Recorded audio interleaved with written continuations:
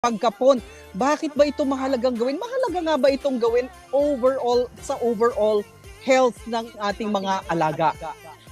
Yes, ma'am. So, discuss muna natin ano ba yung neutering. So, neutering po is for male and spaying natin is for female po. For females. Okay, got it.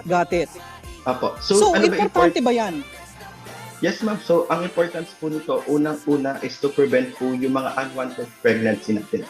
So, prevention din po ito para dun sa mga behavioral po, like na mga pag-roaming around, which is pag nag-roam around kasi yung mga dogs, especially cats natin, they can harvest diseases po, like mga viral infections to prevent pagkuha ng mga deadly diseases din naman po. And also to prevent din po yung mga reproductive diseases natin, like for the dogs and for the cats, like the pyometra, and then other mga prostate problems naman po.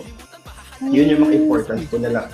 And then especially po nun, para mas ma-correct din natin yung other behavioral problems.